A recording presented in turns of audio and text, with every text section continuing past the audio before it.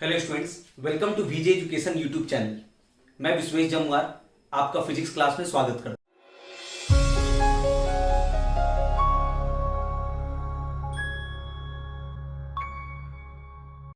Class 12th का chapter पढ़ रहे हैं कैपेसिटर और उसका ये 4th लेक्चर।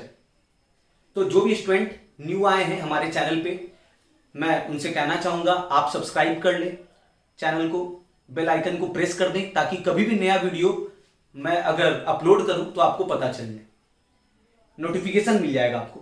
लाइक और शेयर कीजिए, अपने दोस्तों के बीच भी शेयर कीजिए ताकि जो भी स्टूडेंट घर बैठे हैं हर कोई आसानी से समझ सके फिजिक्स को। और बहुत डिटेल्ड स्टडी करने जा रहे हैं सिलिंड्रिकल कैपेसिटर। तो जो पहली बार चैनल में जो स्टूडेंट डायरेक्ट 4th लेक्चर हमारा देख रहे हैं, मैं उनसे कहना चाहूंगा कि आप पहला 3 लेक्चर जरूर देख लें, क्योंकि अगर वो आप नहीं देखे हुए हैं तो आपको प्रॉब्लम होगा। फर्स्ट लेक्चर में बात किए थे इंट्रोडक्शन ऑफ कैपेसिटर, जिसमें फॉर्मूला निकाले थे Q बराबर CV। उसके बाद टाइप्स ऑफ कैपेसिटर देख रहे हैं।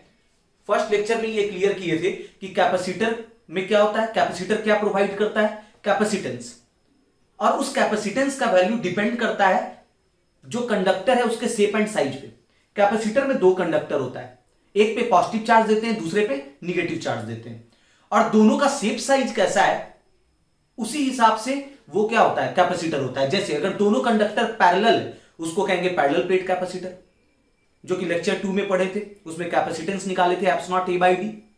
उसके बाद स्फेरिकल कैपेसिटर देखे, अगर दोनों का शेप क्या है, स्फेरिकल, तो उसको हम लोग कैसा, इनर स्फीयर और ऊपर से एक स्फीयर, तो उसको स्फेरिकल कैपेसिटर कहते हैं, जो लेक्चर 3 में देख चुके हैं। और लेक्चर 4 जो देख रहे हैं कैपेसिटर का, वो देख रहे हैं सिलिंड्रिकल कैपेसिटर। तो सबसे पहले आप लोग इसे नोट कर लेंगे स्क्रीन पॉज करके, ताकि थ्योरी एकदम जबरदस्त तरीके से कॉपी में रेडी रहे, ताकि कभी भी आप रिवाइज कर सकें। और लास्ट तक वीडियो को एंड तक देखें, क्योंकि एंड में ही सबसे इंपॉर्टेंट फॉर्मूला डिराइव होने जा रहा है। सी का वैल्यू निकलेगा, उसका कंप्लीट ये डिस्क्रिप्शन है, पूरा प्रूफ है, एक एक पॉइंट क्लियर होने वाला है। बशर्ते पूरे वीडियो को मन से देखें। और मैं उम्मीद करता हूं आप इस पूरे थ्योरी को नोट कर लिए होंगे कॉपी पे। तो आइए समझते हैं सिलिंड्रिकल कैपेसिटर। कैपेसिटर में चूंकि 2 कंडक्टर होता है, तो यहां पर भी 2 कंडक्टर है, लेकिन हां दोनों कैसा शेप का होगा, सिलिंड्रिकल शेप का होगा। अब यहां पर कुछ स्टूडेंट्स सोच रहे होंगे कि सर हमें यहां पर जो है वो 3 दिख रहा है, हमें यहां पर 3 सिलेंडर दिख रहा है, तो वो रेड कलर का जो सिलेंडर बनाए हैं वो एक्चुअली इलेक्ट्रिक फील्ड पता करने के लिए बनाए हैं। तो इसको अभी फिलहाल के लिए मिटा देते हैं, ताकि शुरू से स्पष्ट पता चले कि एक्चुअली कंस्ट्रक्शन क्या है। हमारा स्फेरिकल कैपेसिटर में क्या क्या मौजूद है, एक एक करके सारी चीजों को देखते हैं, फिर इसको फिर से रीड्रॉ करेंगे। आपको समझ में आ जाएगा कि ये रेड कलर से जो अभी सिलेंडर जिसे हम मिटाए हैं वो क्यों स्केच किए हुए थे, वो समझ में आ जाएगा। तो सबसे पहले 2 सिलेंडर होता है, एक कैसा सिलेंडर, इनर सिलेंडर, अंदर वाला हॉलो भी हो सकता है या सॉलिड भी हो सकता है, अंदर वाला सॉलिड भी हो सकता है। हाँ, बाहर वाला जो सिलेंडर है, ये बाहर वाला जो सिलेंडर देख रहे हैं, ये जो सिलेंडर बाहर से दिख रहा है, ये सिलेंडर जो है ये क्या होना चाहिए, हॉलो होना चाहिए। क्योंकि बाहर वाला, आउटर वाला हॉलो रहेगा, आउटर वाला खोखला रहेगा, तब नहीं उसके अंदर इंसर्ट होगा। ठीक है, तो आउटर वाला क्या होगा, हॉलो, और इनर वाला सॉलिड भी हो सकता है या फिर हॉलो भी हो सकता है, वही बात है। A cylindrical capacitor consists of a solid or a hollow cylindrical conductor। अंदर में सॉलिड या फिर हॉलो हो सकता है cylindrical conductor, surrounded by another coaxial hollow cylindrical conductor. ये सराउंडेड है बाहर से कैसा सिलेंडर, बाहर से कैसा सिलेंडर, हॉलो सिलेंडर। ठीक है, let the length of cylinders be L। अच्छा, इन सिलिंडर्स का जो लेंथ है, इन सिलिंडर्स का लेंथ यहां पर जो कॉपी में आप अभी नोट किए हैं वहां पर ये मेंशन भी कर दीजिए कि सिलेंडर का, ये सिलेंडर का पूरा लेंथ क्या है, L है। इस सिलेंडर का कंप्लीट लेंथ जो है वो पूरा का पूरा लेंथ अगर देखा जाए तो वो पूरा लेंथ सिलेंडर का जो है वो सिलेंडर का कंप्लीट लेंथ क्या है, L लिख दिया गया। And the radii of inner and outer cylinders be R1 and R2 respectively. Inner cylinder का रेडियस R1 और आउटर सिलेंडर जो है, आउटर सिलेंडर का रेडियस यहां पर दिख रहा है R2। यानी इस बात को नोट कर लेंगे, R2 जो है वो रेडियस किसका है, इनर का है या आउटर का है, आउटर का क्या है R2, और इनर वाले का रेडियस क्या है R1। और जैसा कि कैपेसिटर में पता है एक कंडक्टर पे पॉजिटिव चार्ज, दूसरे पे निगेटिव चार्ज, तो वही बात है। अब positive charge Q is given on the inner cylinder. Inner cylinder को कैसा चार्ज दिया गया? Positive charge plus Q. तो जब इनर को प्लस क्यू दिए तो आउटर को क्या दिए होंगे? Minus Q. And the negative charge minus Q is placed on the outer cylinder. Outer cylinder पे कैसा चार्ज? आउटर सिलेंडर पे कैसा charge? Negative charge minus Q. तो एक कंडक्टर पे प्लस, दूसरे पे माइनस। यही कैपेसिटर में करते हैं। अब हमें पता क्या करना है? P be a point between the cylinders. अच्छा, अब यहां पर दोनों सिलेंडर के बीच में एक पॉइंट कौन सा है? P। और हमें इंटरेस्ट है इस P पॉइंट पे क्या पता करना है? Electric field. अच्छा, अब ये क्यों पता कर रहे हैं? तो टेक्निक बता देना चाहेंगे। जैसा कि पिछला 2 लेक्चर जो देखे, पैरेलल प्लेट कैपेसिटर और स्फेरिकल कैपेसिटर, उन दोनों में भी ये टेक्निक का यूज किए। इलेक्ट्रिक फील्ड पता कर लेते हैं, दोनों कंडक्टर के बीच में क्या पता कर लेंगे? Electric field. इसे मिटा सकते हैं, नोट हो गया होगा आपका, स्क्रीन पॉज करके नोट कर लिए होंगे। तो दरअसल बात यह है,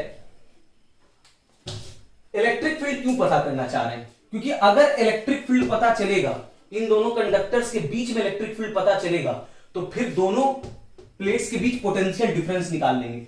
dv is equal to minus E dot D R. तो अगर हमें इलेक्ट्रिक फील्ड पता है तो v पता चल जाएगा। dv का इंटीग्रेशन करेंगे तो v आएगा। अच्छा, v पता चल गया तो q बराबर cv। तो c बराबर क्या होता है? q, और v इधर क्या में आ जाएगा? भाग में। और जब v पता चल गया, q तो पता ही है, चार्ज क्या दिया गया है? q पता है, v पता कर लिया अगर तो c निकल जाएगा। और वही c तो निकालना है, कैपेसिटेंस तो निकालना है। तो कैपेसिटेंस निकालने के लिए v पता होना चाहिए, और v पता होने के लिए E पता होना चाहिए, फील्ड पता होना चाहिए। दैट्स वाई हमें दोनों कंडक्टर के बीच क्या दिखना है? फील्ड। पैरेलल प्लेट कैपेसिटर में भी यही किए थे, दोनों प्लेट के बीच पहले फील्ड निकाले थे, तो फिर V निकल गया था, तो फिर C निकल गया था। स्फेरिकल कैपेसिटर में भी यही किए थे, और सिलिंड्रिकल कैपेसिटर में भी सेम प्रोसेस रिपीट होगा। तो यहां पर फील्ड कैलकुलेट करने के लिए क्या करेंगे? P पॉइंट पे हमें फील्ड कैलकुलेट करना है, बताना है फील्ड P पॉइंट पे। तो गॉस लॉ यहां पर यूज होगा। गॉस लॉ एक ऐसा टेक्निक है जिस टेक्निक से हम लोग क्या पता कर लेते हैं? फील्ड। गॉस लॉ कैसे अप्लाई होता है? सबसे पहले जिस पॉइंट पे फील्ड बताना है वहां पर से एक कैसा सरफेस लेंगे? Gaussian surface. गॉसियन सरफेस किसको कहते हैं? Closed surface. तो अपने मन से क्लोज्ड सरफेस कंसीडर करते हैं उसी P पॉइंट से। तो अपने मन से एक हम सिलेंडर ले रहे हैं, गॉसियन सरफेस के रूप में क्या ले रहे हैं? गॉसियन सरफेस कहते हैं क्लोज्ड सरफेस को। तो एक क्लोज्ड सरफेस ले रहे हैं जिसको रेड स्केच से हम खींच रहे हैं, और ये सरफेस सिलेक्ट करने का एक ही रीजन है, उस P पॉइंट पे क्या पता करना? फील्ड। तो एक हम ले लिए क्लोज्ड सरफेस।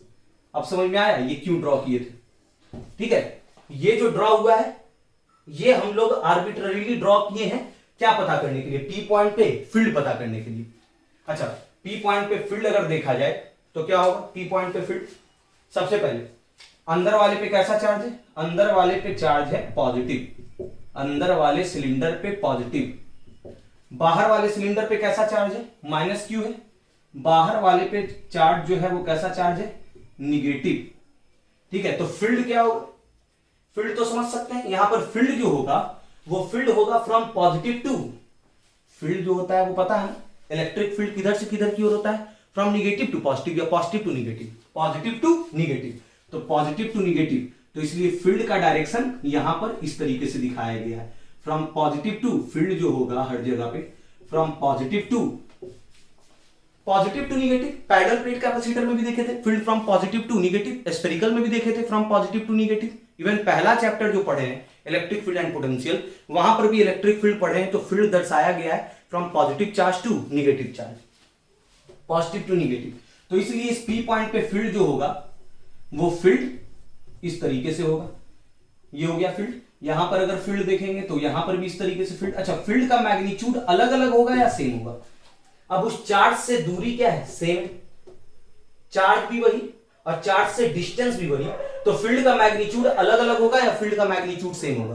फील्ड का मैग्नीट्यूड सेम होगा, क्योंकि चार्ज भी वही डिस्टेंस भी वही, और फील्ड इन्हीं दो चीजों पे तो डिपेंड करता है, चार्ज पे और क्या? डिस्टेंस पे। यहां पर भी देखा जाए तो ये प्लस है, यहां पे माइनस है, तो फील्ड होगा फ्रॉम पॉजिटिव टू निगेटिव, हर जगह field from positive to negative, और फील्ड का वही वैल्यू क्या होगा? E। क्लियर है ये बात? क्यों वही वैल्यू E होगा? क्योंकि वही चार्ज और सेंटर से यहां पर ये कितना दूरी है, हम जो यहां पर गॉसियन सरफेस लिए वो कोएक्सियल गॉसियन सरफेस लिए जिसका की रेडियस क्या है r, तो इधर r है तो उस साइड भी कितना होगा, स्मॉल r होगा, क्योंकि ये सेंटर से इधर भी r तो उधर भी r, तो वही चार्ज उतना ही दूरी तो उधर भी वही फील्ड होगा। यानी रेड स्केच से जो गॉसियन सरफेस हम ड्रॉ किए हैं, रेड स्केच से जो गॉसियन सरफेस ड्रॉ किए हैं उस गॉसियन सरफेस पे फील्ड हर जगह इस तरीके से होगा। ठीक है, तो वही बात यहां पर मेंशन किया हुआ है। P be a point between the cylinders at a distance r from the axis।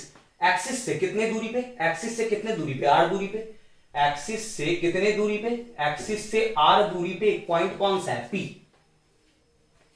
P be a point between the cylinders at a distance r from the axis to calculate electric field at the point P। उस P point पे electric field calculate करने के लिए let us draw a coaxial cylinder।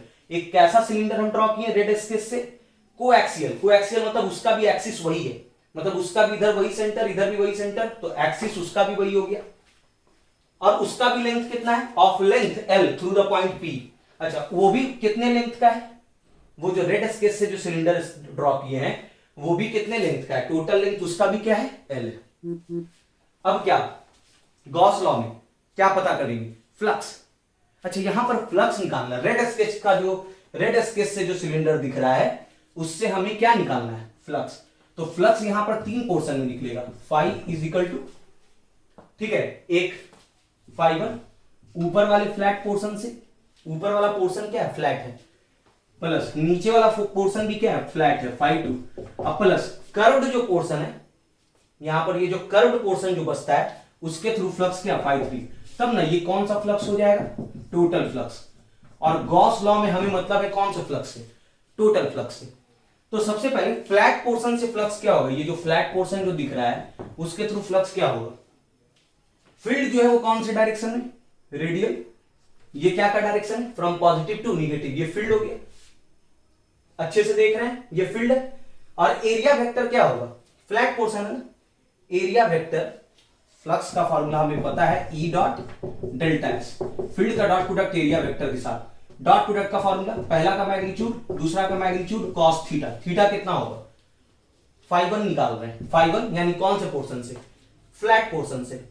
तो area vector दिए गए area का outward normal कौन सा वेक्टर, एरिया वेक्टर।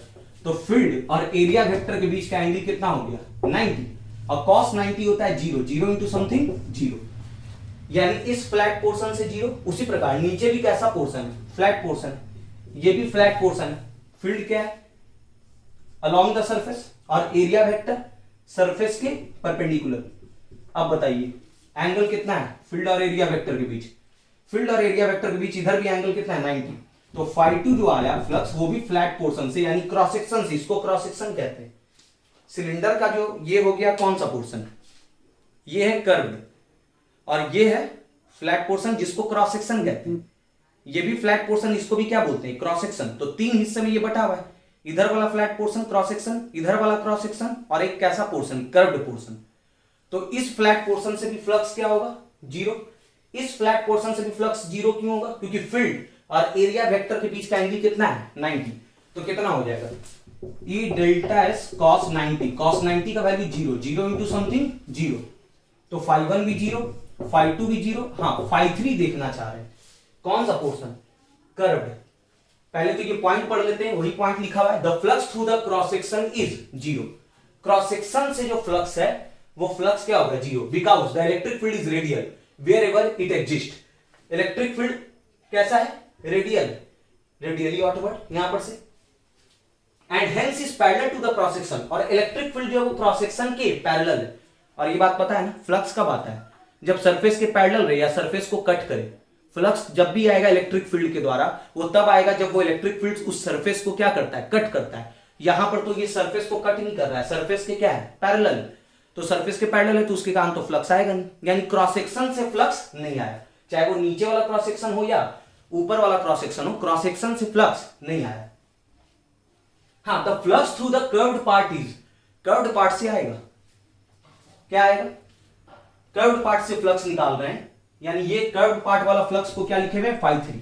तो फाई थ्री क्या होगा, फ्लक्स का main formula integration E dot ds। अब यहां पर क्या हो जाएगा, इंटीग्रेशन, पहला का मैग्नीट्यूड, दूसरा का मैग्नीट्यूड, और कॉस में यहां पर कितना डिग्री। अब सिर्फ कर्व्ड पोर्शन को देखिए, ये कर्व्ड पोर्शन, अब ये कर्व्ड पोर्शन में हम जैसा कि देख रहे हैं ये फील्ड हो गया और ये एरिया है, एरिया है ये, तो एरिया वेक्टर दिए गए एरिया के आउटवर्ड नॉर्मल। अब देख लीजिए फील्ड और एरिया वेक्टर सेम डायरेक्शन में, क्या इस बार 90 आएंगे या जीरो है, जीरो है कहीं पर भी। यहां पर भी देखेंगे अगर वही कर्व्ड पार्ट, ये जो रेड स्केच से हम ड्रॉ किए हुए हैं यही है गॉसियन सरफेस। तो गॉसियन सरफेस के फ्लैट पार्ट से फ्लक्स क्या है, जीरो है, और कर्व्ड पार्ट से देख रहे हैं तो हर जगह ये इलेक्ट्रिक फील्ड है। इलेक्ट्रिक फील्ड ऐसा क्यों है ये अभी चर्चा की है। और यहां पर एरिया ये है, तो एरिया ये, तो एरिया वेक्टर दिए गए एरिया के आउटवर्ड नॉर्मल, ये हो गया कौन सा वेक्टर, एरिया वेक्टर।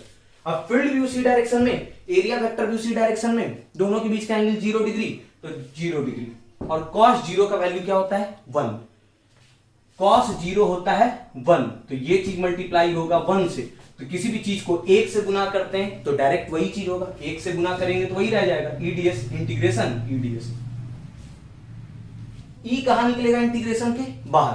क्यों बाहर निकलेगा, ई बाहर क्यों निकलेगा, क्योंकि ई का वैल्यू जो है मैग्नीट्यूड क्या है, सेम है। क्यों सेम है, अभी अभी ये चर्चा किए थे, वही चार्ज और वही डिस्टेंस, तो हर जगह वही चार्ज वही डिस्टेंस, तो जब चार्ज और डिस्टेंस सेम है तो फील्ड का वैल्यू हर पॉइंट पे अलग अलग होगा या फील्ड का वैल्यू हर पॉइंट पे सेम होगा, सेम होगा। उस साइड भी देख रहे हैं अगर, ठीक है, तो वही चार्ज क्यू है और वही डिस्टेंस इधर भी, वही आर इधर भी, वही आर इधर भी, हर जगह फील्ड का वैल्यू क्या होगा, सेम होगा। भले ही इधर डायरेक्शन इधर की ओर दिख रहा है, इधर डायरेक्शन इधर दिख रहा है, लेकिन मैग्नीट्यूड क्या है, सेम है। और हमें तो मतलब है डॉट प्रोडक्ट होता है, यहां पर डॉट प्रोडक्ट में तो सिर्फ मैग्नीट्यूड देखते हैं, और जब मैग्नीट्यूड जब कांस्टेंट है, सेम है, तो कांस्टेंट टर्म इंटीग्रेशन के कहां निकलता है, बाहर। तो ई कहां निकल गया, बाहर, इंटीग्रेशन डीएस, तो ई, अच्छा डीएस इंटीग्रेशन यानी ये टोटल सरफेस एरिया या कर्व्ड सरफेस एरिया, किसके थ्रू बात हो रहा है, फ्लैट पार्ट का तो बात कर लिए, फ्लैट पार्ट से तो 0 आया, हम सिर्फ कर्व्ड पार्ट का बात कर रहे हैं। कौन सा पार्ट, कौन सा पार्ट, कर्व्ड पार्ट। और कर्व्ड सरफेस एरिया का फार्मूला 2 पाई आर हो गया उसका रेडियस, और उसका height h, 2 pi R H होता है। यहां पर क्या हो जाएगा, टोटल कर्व्ड सरफेस एरिया 2 पाई, और इसका रेडियस क्या है, स्मॉल आर, और हाइट क्या है इसका टोटल, ये गॉसियन सरफेस का टोटल लेंथ क्या है, l, तो यहां पर क्या लिखा गया, l लिखा गया। क्लियर है, तो ये निकल गया फ्लक्स। तो टोटल फ्लक्स क्या हो गया, अब जो φ3 आ रहा है वही ना टोटल फ्लक्स है। φ3 क्या आया, E into 2 pi r L, यही कौन सा फ्लक्स हो गया, total flux. Total flux E into 2 pi r L, क्योंकि फ्लैट पोर्शन से क्या है, 0 है, तो जो कर्व्ड पार्ट से आ रहा है वही कैसा फ्लक्स है, टोटल फ्लक्स। अच्छा टोटल फ्लक्स तो निकल गया, एक और चीज पता करना है, क्यू इनसाइड, क्योंकि गॉस लॉ जानते हैं ना, गॉस लॉ क्या होता है, टोटल फ्लक्स बराबर Q inside by epsilon not. Total flux निकल गया, क्यू इनसाइड देख लेते हैं, इस गॉसियन सरफेस के अंदर कितना चार्ज है। The charge enclosed by the Gaussian surface is, ये जो रेड स्केच से जो सरफेस दिख रहा है ये कैसा सरफेस, गॉसियन सरफेस, और इस गॉसियन सरफेस के अंदर कितना चार्ज है।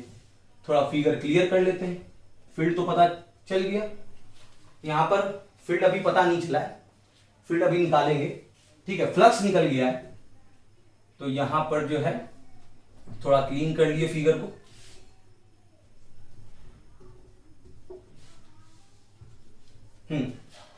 अब देखिए यहां पर बात हो रहा है the charge enclosed by the Gaussian surface. ये रेड स्केच से मेरा कौन सा सरफेस, गॉसियन सरफेस, यही गॉसियन सरफेस है, उसके अंदर ये पूरा चार्ज क्यू आ गया, ये पूरा चार्ज क्यू, यही ना क्यू उसके अंदर है, क्यू क्या है उसके अंदर है, ऊपर से लेकर के, ये भी तो एल लेंथ का है, एल लेंथ का है, तो घेर दिए, उसके अंदर ये पूरा चार्ज आ गया कौन सा, क्यू, तो क्यू इनसाइड बराबर क्यू, क्यू इनसाइड पता चल गया। अब गॉस लॉ लगा देते हैं, दस from Gauss law total flux बराबर Q inside by epsilon not. Total flux क्या निकाले हुए, E into 2 pi r l बराबर क्यू इनसाइड कितना हो गया, ये क्यू, और बाई एप्सिलॉन नॉट, तो E बराबर क्या हो गया, क्यू, यहां पर ये क्यू लिख दिया गया, बाई 2 पाई, उधर गया तो भाग में गया, 2 पाई पहले से एप्सिलॉन नॉट है, और आर एल गुना में आर एल भी उधर गया तो भाग में गया, तो E निकल गया, E निकल गया, Q by 2 pi epsilon not R L. अच्छा ये जाना पहचाना नहीं लग रहा है, ये फॉर्मूला। चार्ज बाई लेंथ को ही तो लैम्डा बोलते हैं। Lambda linear charge density. Linear charge density क्या होता है? लैम्डा क्या होता है? Charge by length. तो इस पर चार्ज कितना है? Q, और इसका पूरे का लेंथ कितना है? L। तो चार्ज बाई लेंथ को ही तो लीनियर चार्ज डेंसिटी कहते हैं, लैम्डा। तो Q बाई L को लिख सकते हैं ना लैम्डा। Q बाई L को क्या लिख सकते हैं? लैम्डा। तो Q बाई L लिखा गया, ये Q बाई L क्या लिखा गया? Lambda by 2 pi epsilon r। ये फॉर्मूला तो पढ़े हुए, ये प्रीवियस गॉस लॉ में भी ये फॉर्मूला आप देखें, और पहला chapter electric field and potential, वहां पर भी प्रूफ देखिएगा, वहां पर ये बात पढ़े हुए। इलेक्ट्रिक फील्ड एक लीनियर चार्ज डेंसिटी के द्वारा, लीनियर चार्ज डेंसिटी के द्वारा इलेक्ट्रिक फील्ड जो होगा वो इलेक्ट्रिक फील्ड होता है lambda by 2 pi epsilon r। तो वही चीज तो आ गया। तो ये डायरेक्ट भी लिख सकते थे, लेकिन यहां पर पूरा डिस्क्रिप्शन के साथ दिए, क्योंकि हर पॉइंट को क्लियर रखना है, ठीक है। और वैसे भी ये वाला तो सिलेंडर कहां है? ये सिलेंडर बाहर से है ना, तो बाहर से है तो उसके कारण फील्ड क्या होगा? जीरो होगा, क्योंकि किसी कंडक्टर के अंदर फील्ड क्या होता है? जीरो होता है। तो इसके अंदर यहां पर क्या होगा? जीरो होगा। तो ये जो फील्ड आ रहा है वो किसके कारण? अंदर वाले सिलेंडर के कारण, क्योंकि इसके लिए ये कौन सा पॉइंट है? Outside point. क्लियर हो रहा है? फील्ड आ गया, फील्ड क्लियरली निकल गया। देख रहे हैं स्टेप बाय स्टेप फील्ड कैसे निकला, निकाल दिए, फील्ड निकल गया। तो lambda by 2 pi epsilon r l। अच्छा, अब अगला काम, अगला काम क्या है? पोटेंशियल डिफरेंस निकालेंगे। पोटेंशियल डिफरेंस भी निकलेगा तब ना लास्ट में C निकलेगा, C बराबर Q बाई V, तो भी निकालना होगा। The potential difference between the cylinders is, दोनों सिलेंडर के बीच पोटेंशियल डिफरेंस क्या होगा? अब इसको मिटा दे, फील्ड तो पता चल गया है, ये चीज को मिटा दिए। अब हमें देखना है ये दोनों जो मेरे पास सिलेंडर है, उस दोनों सिलेंडर के बीच पोटेंशियल डिफरेंस। पोटेंशियल डिफरेंस क्या होता है? Higher potential minus lower potential. Higher potential कौन सा? V plus minus lower potential. Lower potential कौन सा? V माइनस लोअर पोटेंशियल, वही पोटेंशियल डिफरेंस। और पोटेंशियल डिफरेंस पता करने के लिए एक फॉर्मूला है, बड़ा important formula, famous formula, dV बराबर minus E dot D are. जानते हैं, फर्स्ट चैप्टर में पढ़े, dV बराबर minus E dot D R. ये तो ग्रेविटेशन में भी देखे हैं ऐसा formula, dV is equal to minus E dot D R. और टोटल पोटेंशियल डिफरेंस पता करने के लिए क्या करेंगे? इंटीग्रेट। अच्छा, पोटेंशियल डिफरेंस तो नीचे लोअर पोटेंशियल वाला लिमिट, लोअर पोटेंशियल किसका है? A का है या B का है? A का है ना, A पे ना निगेटिव चार्ज है, तो उस पर जो पोटेंशियल है वो लोअर पोटेंशियल, तो लोअर लिमिट में A, upper limit higher potential कौन सा? B। यहां पर भी A से B, माइनस को बाहर कर देंगे, ये माइनस कहां निकल गया? बाहर। dV का इंटीग्रेशन B, लिमिट A से B, और ये minus E dot D are क्या होगा? पहला का मैग्नीट्यूड, दूसरा का मैग्नीट्यूड, और कॉस में क्या? अब यहां पर हाइयर पोटेंशियल से हम जा रहे हैं, जैसे फील्ड तो निकाल चुके हैं P पॉइंट पे, फील्ड कैसे आएगा? ये डायरेक्शन आया हुआ है फील्ड का, फ्रॉम पॉजिटिव टू निगेटिव, ठीक है, ये फील्ड का डायरेक्शन। और जा भी रहे हैं फ्रॉम हाइयर पोटेंशियल से higher potential to lower potential. Displacement कैसे डिस्प्लेस कर रहे हैं? पोटेंशियल डिफरेंस चाहिए हाइयर से लोअर, तो हाइयर से लोअर डिस्प्लेस कर रहे हैं, तो डिस्प्लेसमेंट भी उधर की हो, फील्ड भी उधर की हो। कॉस कितना डिग्री? जब displacement higher minus lower, higher से लोअर, ठीक है, तो डिस्प्लेसमेंट और फील्ड सेम डायरेक्शन में, दो वेक्टर सेम डायरेक्शन में, तो दोनों के बीच का एंगल 0 डिग्री। 0 डिग्री। कॉस 0 का वैल्यू क्या होता है? 1, तो इंटू 1, तो ई डी आर इंटू 1 सीधे क्या हो गया? E D R into 1 E D R. और लिमिट क्या हो गया? लोअर लिमिट A है और अपर लिमिट B। चलिए लिख देते हैं A से B। पहले क्या हो गया यहां पर? V B माइनस, पहले upper limit minus lower limit V A बराबर, अब यहां पर क्या है? माइनस E निकाल लिए ना, अब E का काम पड़ गया। E क्या निकाले? Q by 2 pi eps naught R, Q by 2 pi eps naught R L हो गया, और डी आर लिख दिए। अब ये VB क्या है? VB, ये VB V प्लस, ये तो higher potential minus VA, V A क्या है, ए का पोटेंशियल क्या है, वी माइनस, यहां पे लिखा गया V minus is equal to, यहां पर अब क्या होगा, कांस्टेंट टर्म कहां निकलता है बाहर, तो माइनस ये चार्ज, टोटल चार्ज क्यू तो फिक्स है, क्यू कांस्टेंट, यहां पर क्यू जो है ये क्यू क्या है, constant, 2 pi epsilon constant, total length fix है। हाँ आर नहीं, आर तो मेरा कहां से कहां, अभी ना ये वाला चीज ना आर है, लेकिन हम गए हैं कहां से कहां, फ्रॉम, ठीक है, बी से ए, तो आर मेरा क्या हो जाएगा, यहां पर आर तो वैरी करेगा ना, हम अगर थोड़ा सा आगे पॉइंट लेते तो वो आर कुछ और होता, और आगे पॉइंट लेंगे तो वो आर क्या हो जाएगा, R2 हो जाएगा। अभी हम पॉइंट यहां पे लिए हुए थे तब ना ये आर है, तो वैरी करने वाला चीज क्या है, आर है, तो जो वैरी करेगा वो इंटीग्रेशन के अंदर, बाकी बाहर, q by 2 pi epsilon L कहां निकल गया, बाहर, और इंटीग्रेशन के अंदर देखिए क्या रह जाएगा, यहां पर इंटीग्रेशन में रह जाएगा 1 बाई आर डी आर। ठीक है, लिमिट लगा देते हैं, ए से बी ना था, ए से बी, ए से बी, तो जब लिमिट लगाएंगे तो क्या का लिमिट लगने वाला है, आर का, तो ए का आर क्या है, ए का आर, यहां पर ए का आर क्या लिखाएगा, ये आर कितना है, कितना है, यही ना ए है, ए का आर कितना है, R2, तो नीचे लिखा जाएगा R2, और ऊपर क्या लिखाएगा, बी का आर कितना है, आर किसका, बी का, बी का कितना था, बी का है R1, तो ये लिखा गया R1, क्योंकि जब वेरिएबल R है तो लिमिट क्या का रखाएगा, R का, देख लीजिए यही सब तो यहां पर लिखा हुआ है, ये इस तरह से चल गए, ये R2 नीचे ऊपर R1, क्यों है नीचे R2, क्यों है ऊपर R1, क्लियर है ये बात, ठीक है, वही है माइनस में इंटीग्रेशन ईडीआर, देख लीजिए माइनस में इंटीग्रेशन ईडीआर, और फिर वीबी माइनस वी, वही चीज है, वीबी माइनस वी बराबर माइनस इंटीग्रेशन ई क्या लिखा गया, Q by 2 pi epsilon r, E क्या लिखा गया, ई निकाले हुए थे, Q by 2 pi epsilon r और डी आर।